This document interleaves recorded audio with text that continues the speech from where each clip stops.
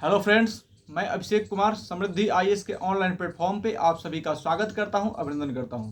दोस्तों, बिहार में शिक्षा व्यवस्था में सुधार को लेकर के तथा बिहार में शिक्षक नियुक्ति प्रक्रिया में सुधार को लेकर के बिहार से एक 8 सदस्यीय टीम जो है दोस्तों तमिलनाडु गई थी कि बिहार में और तमिलनाडु की शिक्षा व्यवस्था में और शिक्षक नियुक्ति प्रक्रिया में क्या अंतर है इसका पता लगाने के लिए दोस्तों। तो ये टीम वहां से यानी कि तमिलनाडु से वापस आ चुकी है, बिहार वापस आ चुकी है और वहां से उन्होंने अपना रिपोर्ट जो है वो तैयार कर लिया है कि बिहार में शिक्षा व्यवस्था में क्या क्या जो है वो सुधार हो सकता है। तो दोस्तों, इस वीडियो में हम आपको बताएंगे कि बिहार से कौन कौन से लोग जो है वो कौन कौन से पदाधिकारी जो है वो तमिलनाडु गए थे और किन किन बिंदुओं पर जो है उन्होंने ये पता लगा कर वहां से आए हैं कि किन किन बिंदुओं पर बिहार की शिक्षा व्यवस्था और बिहार की शिक्षक नियुक्ति प्रक्रिया में जो है वो सुधार की जा सकती है और बीपीएससी टीआरई 3.0 और बीपीएससी टीआरई 4.0 में किन किन बिंदुओं पर जो है वो शिक्षक नियुक्ति प्रक्रिया में बिहार में सुधार करने की जरूरत है और इसको उन्होंने स्वीकार भी किया है दोस्तों। तो अब हम आप सभी को बताएंगे कि किन किन बिंदुओं पे बिहार में और तमिलनाडु में शिक्षक भर्ती प्रक्रिया और वहाँ की शिक्षा व्यवस्था और बिहार की शिक्षा व्यवस्था में जो है वो अंतर है। तो दोनों को भी यहाँ और वहाँ दोनों के बीच की जो दोस्तों जो दोनों भिन्नताएं हैं उसमें सबसे पहले है शिक्षक नियुक्ति प्रक्रिया को लेकर के, यानी कि बिहार की शिक्षक नियुक्ति प्रक्रिया और तमिलनाडु की शिक्षक नियुक्ति प्रक्रिया दोनों में भिन्नताएं हैं। दूसरा है दोस्तों शिक्षकों के प्रशिक्षण की प्रक्रिया को लेकर के, यानी शिक्षकों को किस तरह से प्रशिक्षित किया जाएगा इस प्रक्रिया को लेकर के भी दोस्तों बिहार में सुधार करने की जरूरत है। साथ ही दोस्तों शिक्षकों की सेवा शर्त को लेकर के, यानी कि बिहार में जो शिक्षक हैं उनकी सेवा शर्त जो है वो किस बिंदु पर जो है वो लागू होनी चाहिए। शिक्षकों में पदोन्नति में सुधार को लेकर के,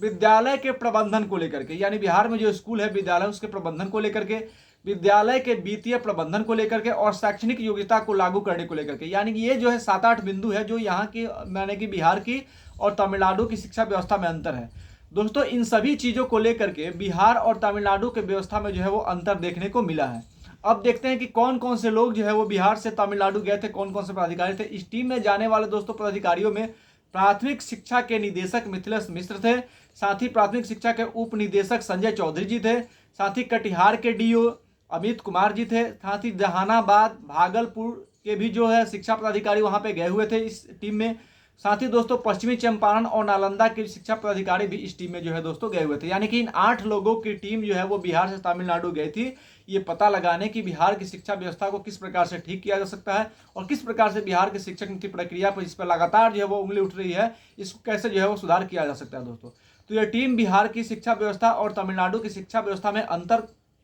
और उसमें क्या सुधार किया जाता है इस उद्देश्य के लिए वहां गई थी और शिक्षक भर्ती प्रक्रिया में क्या अंतर है इसका रिपोर्ट जो है वो बिहार में आ गई है, अब ये सौंपेगी। इसमें दोस्तों पता चला है कि तमिलनाडु में जो स्कूल है, जो विद्यालय है, उसमें 1 to 5 जो है वो 1 to 5 के जो स्कूल्स हैं वो 8:30 से शाम 4 बजे तक चलाए जाते हैं और इस दौरान तमिलनाडु में जो है वो सीएम ब्रेकफास्ट योजना चलाई जाती है और जो कमजोर विद्यार्थी हैं उनके लिए 1 घंटे के स्पेशल क्लास चलाई जाती है, क्योंकि बिहार में ऐसा नहीं होता है। बिहार में पहले ऐसा होता था, स्पेशल क्लास चलाई जाती थी, लेकिन अब जो है वो ऐसा नहीं होता है। तो बिहार में शिक्षक दूसरा दोस्तों बिहार में शिक्षक भर्ती प्रक्रिया को लेकर के जो है वो सबसे बड़ा अंतर देखने को मिला है, यानी कि बिहार की जो शिक्षक भर्ती प्रक्रिया है इसमें लगातार जो है वो अनियमितता देखने को मिलती है, जिसको जो है पटना हाईकोर्ट ने भी स्वीकारा है और सीधे तौर पे जो है सरकार से टीआरई 1 के रिजल्ट को लेकर के जो है वो प्रश्न किया था और जो है उनको सीधे तौर पे जो है वो कहा था कि जल्द से जल्द जो है सप्लीमेंट्री रिजल्ट दिया जाए और जो इसमें गलतियां हुई हैं उसको सुधारा जाए। दोस्तों, तो सबसे बड़ी दिक्कतें जो है शिक्षक नियुक्ति प्रक्रिया को लेकर के है, यानी बिहार में शिक्षक भर्ती प्रक्रिया में अनियमितता जो है वो लगातार देखने को मिलती है, जबकि तमिलनाडु में ऐसा नहीं होता है। तो इसमें सुधार करने की जो है वो जरूरत है,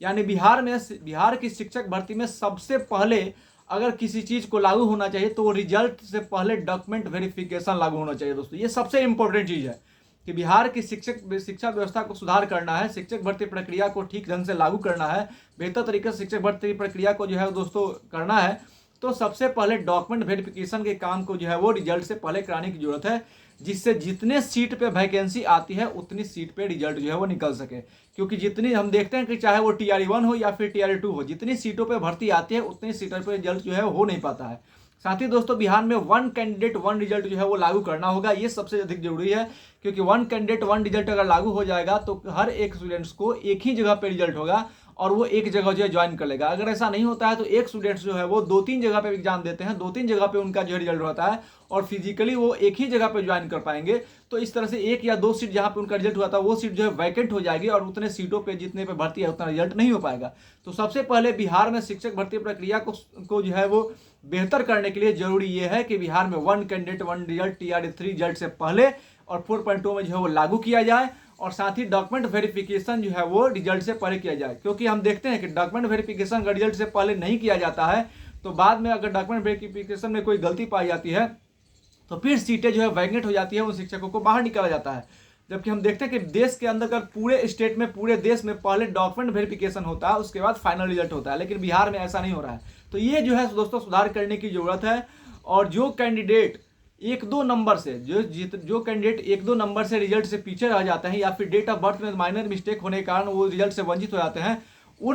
तो मेरे अनुसार उसके लिए स्टूडेंट जो है वो, कैंडिडेट जो है वो दोषी नहीं है। इसके लिए सरकार की उदासीनता जिम्मेदारी है या फिर आयोग जो है रिस्पॉन्सिबल है। क्योंकि अगर आयोग 1 कैंडिडेट 1 रिजल्ट और रिजल्ट से पहले डॉक्यूमेंट वेरिफिकेशन करा लिया होता तो जो सीटें वैकेंट हो रही है वहां पे 1-2 नंबर जिनका कम होता वो स्टूडेंट्स जो है वो उनका रिजल्ट हो जाता। तो ये दोस्तों बहुत इंपॉर्टेंट है। और इसको 8 सदस्यीय टीम जो तमिलनाडु गई थी उसने भी इस बात को स्वीकार किया है कि बिहार की जो शिक्षा व्यवस्था है, शिक्षक नियुक्ति प्रक्रिया है, इसमें डॉक्यूमेंट वेरिफिकेशन और 1 कैंडिडेट 1 रिजल्ट जो है वो पहले लागू करना होगा। ये जो है जरूरी है। इसमें जो है अगर इसको ठीक किया जाता तो बिहार में शिक्षक भर्ती पे जो अनियमितता है, यानी कि इस पे जो प्रश्न उठ रहे हैं, ये मैं नहीं कह रहा हूँ, ये बिहार के अंतर्गत बहुत सारे लोग हैं, यहाँ तक कि माननीय हाई कोर्ट ने भी इसको जो है वो कहा है कि बिहार की जो शिक्षक भर्ती प्रक्रिया है इसको ठीक ढंग से जो है वो किया जाए। और जो सप्लीमेंट्री रिजल्ट की जो है दोस्तों बात आती है, ये आ ही नहीं। अगर टोटल सीट आता है, टोटल सीट पे अगर रिजल्ट दिया जाएगा तो सप्लीमेंट्री रिजल्ट की जरूरत नहीं पड़ेगी। तो ये सभी चीज़ों को लागू करने की जरूरत, अगर ये सारी चीज़ें लागू हो जाती है बिहार में, तो बिहार की शिक्षक व्यवस्था और शिक्षक नियुक्ति प्रक्रिया और शिक्षण व्यवस्था सारी चीज़ें जो है वो बेहतर तरीके से लागू हो जाएगी। दोस्तों धन्यवाद।